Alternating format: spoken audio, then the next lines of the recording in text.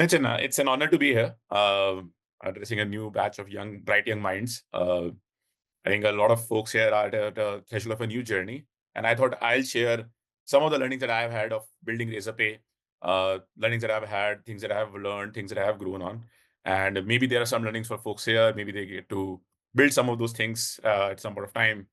So I think as one of the founders and CEO at Razorpay, I've had the privilege of witnessing an idea turn into a rocket ship. And while that's what is visible from outside, internally, it's generally not as easy. There are a lot of complications, a lot of pain points, and it takes a long time to get there. Uh, I think just 10 years back, this was just an idea. And when we started with thinking about building something like Razorpay, I don't think we ever started by thinking that, hey, we want to build this big, large company or a unicorn or a decacorn or where it ends up being. But it was just a problem, a simple problem that we wanted to solve. And the idea was, how can we solve the problem for some people, as Andy sir said, that finding a problem that some people have, and how do we go about solving that? So the starting of the journey was very simple. Both me and Shashank were techies by background, and we were working in large MNC jobs. We used to have a lot of free time in evenings and weekends, and we didn't really know what else to do with those at that time. So we used to spend our evenings and weekends coding. And we were building on a side project, as I mentioned, we were building a social crowdfunding platform, and we wanted to accept payments for it. And we went about by the normal process and tried to get through by accepting payments. We went to all the large companies, all the large banks, and we realized it was very painful to accept digital payments in India as a business. This is 10 years back.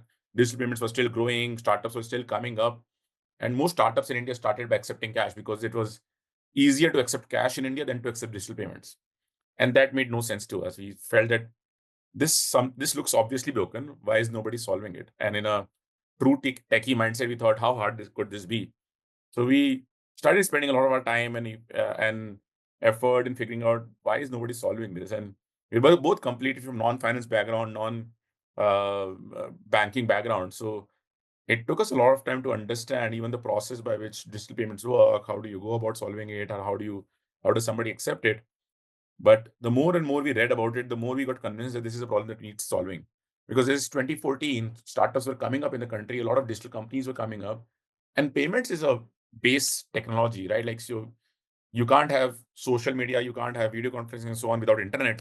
Similarly, you can't have commerce on internet without payments. So payments is like needed as a base technology to build anything to do with commerce. So whether it's buying something on e-commerce, buying securities, getting lending, anything you want to do where money exchanges hands, you need digital payments. And that seemed like a very unsolved problem. So that was how we ran into this problem. It took us a lot of time to start building anything in that space. So unlike a lot of internet companies, payments and finance is a space where you can't just build something in your laptop and deploy. You need bank approvals, you need licenses, you need certifications. So we had to spend a lot of time figuring it out. I remember I personally would have met almost 100 plus bankers before we got the approval to start Razorpay. And those were all not good meetings. A lot of the first meetings that we had with bankers, they just rejected us that you are completely from non-finance background, you guys don't know what you're doing, and you can't build in this space like that. And we got a lot of rejections, but we kept spending a lot of time in figuring that out and finding what is the right way to get there. And and we didn't care about the 100 rejections that happened from bankers. We knew that we needed just one approval to get through. Um, so one of the important aspects of a, s- a disruptor mindset or a startup mindset is having a very close passion for something. And for us, we had a very strong, very, very deep passion about technology and problem solving. And when we hit upon this problem of digital payments for businesses, we felt that we resonated with this problem a lot. And we started spending a lot of time talking to businesses. How do they go about solving it? How do they accept payments? And the more time we spent on that, the more we got convinced that this is something that needs to solve. So we built a very deep passion. And in spite of a lot of challenges and things that you might have, like passion can be a big driver to continue to motivate you. So when we face these bankers and banker rejections and so on, this passion is what kept us going and made us feel that, hey, no matter how many rejections we face, this is a problem that we need to solve no matter what. The second big thing was conviction. Uh, Razorpay wasn't born a unicorn on day one. In fact, we didn't really know about startups, unicorns, anything like that when we started Razorpay. Our early days was all about conviction in the vision. That We spend a lot of time talking to people. We spend a lot of time talking to folks who were either could be customers or could be advisors to this, to get feedback on what we were building and is this valuable. And we spent a lot of time tinkering and making the idea better. And that built a lot of conviction in us that no matter what happens, we have to solve this problem. So I think when we going back to the topic that has been said today, right, like building beyond limits, the, the two or three things that are important to build beyond limits. I think first is thinking from first principles. And I think a lot of times when you see things the way things are done in the world, you just go about by accepting the way things are. I think the first question is, for the first mindset is thinking from first principles. Why does it happen this way? Why is something being done this way? So when we ran into online payments and we realized everyone was having a lot of problem with it, the first question we asked is, why is it this painful? Why is nobody solving it?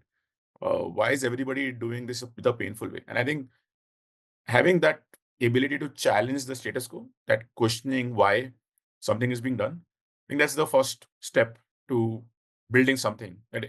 That general unhappiness with why is this painful, why is this complex, is really important to just get started, right? So you don't say take anything as given. You don't say, hey, this is the way things are done. But you start questioning why the certain systems work this way, why certain assumptions are taken this way, why certain processes are run this way. And most successful businesses in the world are built with the simple question: why is nobody making this easier? The second thing is taking constraints as a fuel. A lot of people get restricted by, okay, you can't do this because this is how this is. So, for example, an asset that we wanted to build in this space, a lot of people told us that you can't build in this space as a techie. You need to be from the finance background, you need to be from the banking background, you need to be from that ecosystem. And I think just taking those constraints as a challenge, that hey, how do you go about it? Because constraints are part of any business journey, any startup journey. Lack of funding, lack of resources, tough market conditions, lack of customers, everything. They, like every business faces one or the other of these challenges all throughout their journey. The idea is, how do you take these constraints not as a roadblock and say, hey, this is an issue and I don't think we can move beyond it, but finding ways around them. Even going back, like one of the earliest constraints for me was while I was a uh, techie from childhood, I always had interest in computer science and so on. When I got into college, when I got into IT, as I mentioned, I actually got mechanical as a branch because I didn't get the rank to get computer science. Now that is a constraint I could have taken and said, okay, now I'll spend my life working on mechanical engineering. But I knew that my interest was always in computers. So what we did was we got a bunch of folks together, like about 8, 10 folks from college, who all had interest in computers but couldn't really get into computer science. And we started a college group called Software Development Section, SDS Labs. And we started spending our evenings and weekends together building and writing code. The reason I talk about this is the first roots of Razorpay were laid in that journey, because we found about 8, 10 people who were all very passionate about computers, who were very passionate about technology. And we started spending our weekends coding and building products together. And that's where I met my co-founder Shashank. That's where I met like the first 9, 10 employees of Razorpay all came from that software section. And that section that we started still runs in IT today. And it's been 10, 12 years now. But I think so. So going back, I think the constraints part is never a roadblock. You can always find your way around them. If you're passionate about something, you can find your way around the constraints. The third is a growth mindset. Uh, uh, the growth mindset, it's hard to describe, but growth mindset is basically saying, treating every challenge, every issue as, I can find a way around it. I can find my way around this issue. I can find my way around this. And sometimes this is just unbridled optimism. A lot of founders that I have met in my journey, a lot of them just have unbridled optimism that no matter what the issue is, I can find my way around it. And that unbridled, sometimes even unreasonable optimism is what it takes at the end of the day to go through a journey of building a large company, because there are, as I said earlier, there are enough roadblocks, there are enough reasons to say, hey, this can't be done. And there are constantly people or folks or problems that will tell you that this can't be done. Having that unbridled mindset of saying, no matter what the issue, no matter what the problem, I can solve it, is sometimes very complicated, sounds very complicated, but it's a very simple mindset that, hey, no matter what happens, I can find my way around it. I think if I go back to our journey of building this company, and not just our journey, but because of what Razorpay does, we power almost every major tech startup in this country. I get to meet almost every startup founder. So we power almost every major internet business, from Swiggy to Zomato to Flipkart to Amazon to Google to Facebook, everyone in India. And one of the most common things that we've seen in terms of what are the principles of creating disruptors, I think the first is curiosity, right? How is this done? What is it? I was recently having a session with Kunal Shah, the founder of Cred, and one thing that everyone in the audience asked him was, how do you, in the world of AI, when AI is going to change a lot of ways things are done, a lot of jobs, a lot of industries, how do you stay relevant in the AI first world? And one of the most common, one of the easiest answers to that was curiosity. Because AI can answer a lot of things for you, it can't be curious for you. So when you ask AI, how is this done? How are, let's say, digital payments done? It will tell you the way that it is done. It will not suggest you how they should be done tomorrow, or how they should change tomorrow. Because that trait of curiosity is a very human trait. And that's one thing that a lot of, in this, to what Andy Sir was saying earlier, in this constant stream of consumption, a lot of people forget to be curious, because you're spending your time constantly just passively consuming content. So it's important to take a step back and ensure that you have that curiosity, that childhood curiosity that you have. How do you carry that through your adult ages, where you're constantly asking, why is this done this way? Why is it not done this way? Why is it not better? Why is it not easier? Right? So the curiosity is one of the most important trait to ensure that you can continue to learn and grow, and you're constantly asking, how can I be better? How can you learn more about whatever it is that you're doing? Second, I'll say, is risk taking. Leaving a job and leaving a high paying job and doing a startup is generally a very hard problem. And my dad is here. And I remember when I spoke to him that I want to leave my high paying, I was in Middle East, in Schlumberger, the highest paying jobs that you get from IIT. And 6 months into that job, I want to leave my job. And I called him and said, I want to leave this job. And the one thing that I told him to convince him that I should leave this job and do this is, I said that worst case, in next 2 years, this doesn't work out, I can always find a job again. Have that faith in me that I can find a job again. But I don't think I can try this again.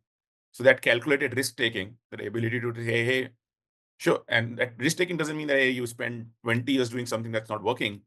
But it's taking a calculated guess. So I gave myself 2 years that I'll spend 2 to 3 years trying to build Razorpay. If we can establish something, then I'll go for it. We'll go into it and spend that time there. If in 2 years it doesn't work out, then I'll accept my failure and move on to what we can do. But giving yourself that rope, that this is the risk that I'm going to take, and then calculating that risk and embracing it is one of the most important things. And that was the start of the journey, but that's been the part of the journey every step of the way. The other is customer centric approach. Customer centricity, right? Like, and what Andy was saying earlier, that finding a problem that a lot of people face and then just resonating with them is very important. And even today, at the scale Razorpay is today, we are a $7.5 billion company with 3,000 people. I speak to at least one customer a week.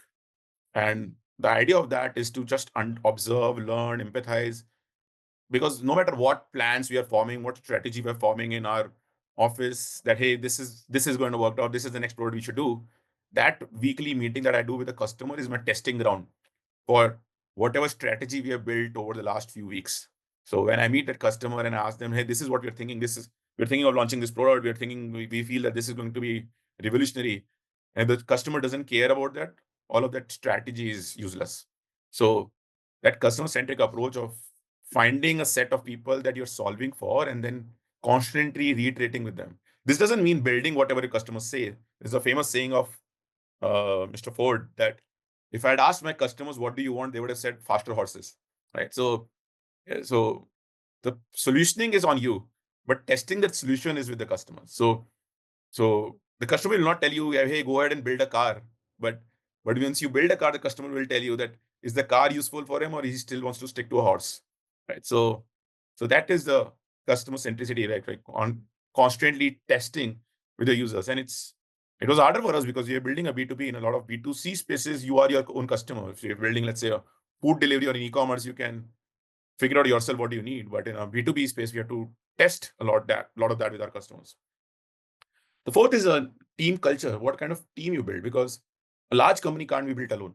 You need people who will work with you, join with you, take that effort, go that extra mile to deliver what you want to deliver.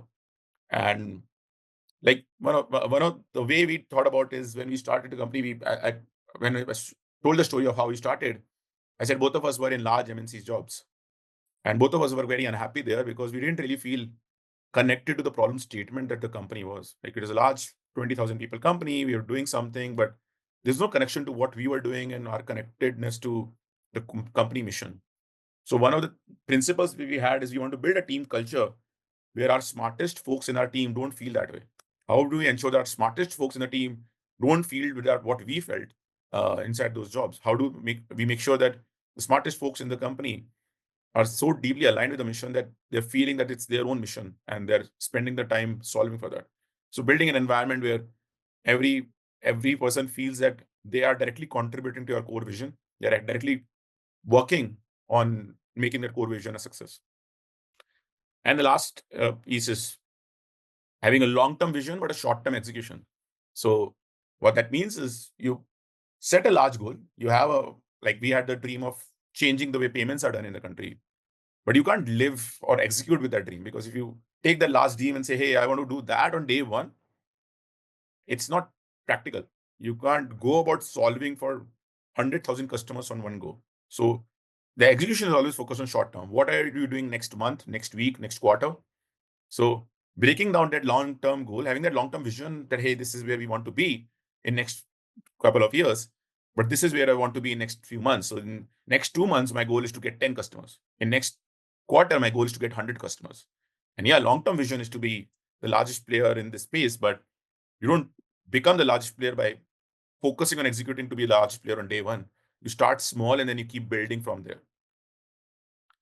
I think one area that I want to talk about is on failures, right? And I spoke about a bit about it earlier, but a startup journey is generally full of failures. And how do you keep your persistence and tenacity strong in the spirit of failure? So one of the core principles in a startup journey, and this is something Paul Graham talks about a lot, is Paul Graham, the founder of Y Combinator, is growth trumps everything. What that means is in the startup journey, like as I said, failure is part of the journey. You've signed up for failure when you started a company. So you'll want to hire somebody who doesn't want to join because they feel you're too early. You want to raise funding, and there are investors who don't want to invest in you because they don't believe what you're building. The customers who don't want to sign up with you because you're small, you're not young, you're not at that scale. The answer to most of these problems is growth. Because as long as you can find a way to grow, as long as you can find some customer, some place to grow as a company, but these no's change to yes very quickly. I mean, countless times that I wanted to hire somebody who doesn't want to join because we are too early, would spend next 6 months, we grew, and we'll go back, and the same person is now interested to join us because they've heard a lot about us. Same for funding. The same investor who would say, hey, this seems not interesting, this seems too early, would suddenly be interested to invest in you because you're doing that well. Or the same thing would apply to in insubordinate amount of problems that you would face. I told about banks, that the 100-ish banks that rejected us today, every single of those banks works with us because it's grown to that scale where they can't say no. So growth is one of the big solutions to most of the obstacles, most of the failures that you see in your journey. And the second big way to handle failure is adaptability. How do you So a lot of those failures can be built around with growth, but a lot of those failures require you to adapt and change. And this is another thing that I spoke recently on AI, right? One of the questions that was asked to me by some students was, in an AI world, like what field should I study to stay relevant in an AI world? And it's very hard to answer that today. Like, it's very hard to say this field is going to be relevant 4 years from now, or 5 years from now, or 7 years from now. But one thing that's going to be relevant is adaptability. If you can figure out a way to constantly quickly learn new things and change, you'll always be able to find your way around when the world changes because of technology or AI or something like that. So and that's the reality of the world today, with things like with technology and AI, the world is changing faster than ever before. What I would advise to people 5 years back is very different from what I advise them today, from what I would advise them 2 years later, because the world is changing that rapidly. So how do you find yourself to be adaptable? Basically, the short answer is the quick learners will be the most relevant people in the world in next 4 years, because they are the ones who can adapt to the changes that will happen in the ecosystem. I think finally for students here, I think the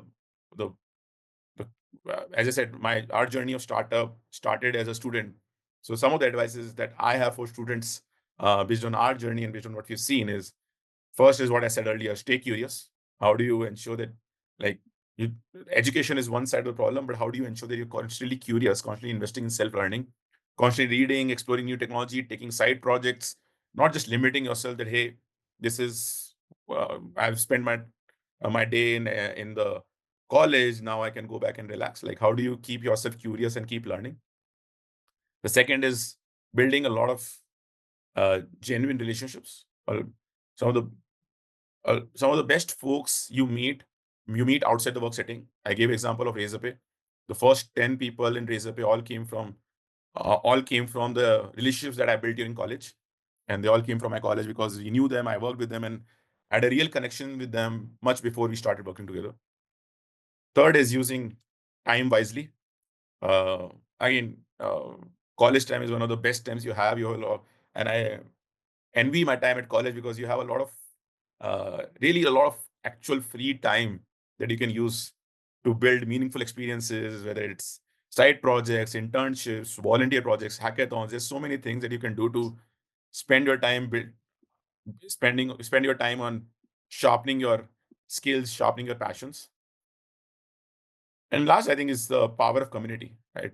Being connected to a community, whether it's community of engineers, community of techies, community of college goers, whoever, like finding a community where you can test and grow your knowledge it becomes a very strong driving factor for not just for that time, but like a lot of times in the future. A lot of friends that I made in college have still been so relevant to me in our journey of building Razorpay, because you can go back to them for either advice or mentorship or guidance and so on and so forth. I think with that, I will probably conclude and hand over for any Q&A. But I think the core idea is that building beyond limits, which is the topic set today, it's not about waiting for a perfect opportunity. It's not about saying that, hey, if I find an amazing idea, I'll go ahead and build something beyond limits. It's about using constantly sharpening your curiosity, your creativity, your passion to create those opportunities. It's having an undying belief that you can and will reshape the world around you, and you will be able to find a way to solve your problems, solve your failures as they come. I think with that, I thank you all for your time and wish you all the best. And over to you folks for any questions, anything I can answer.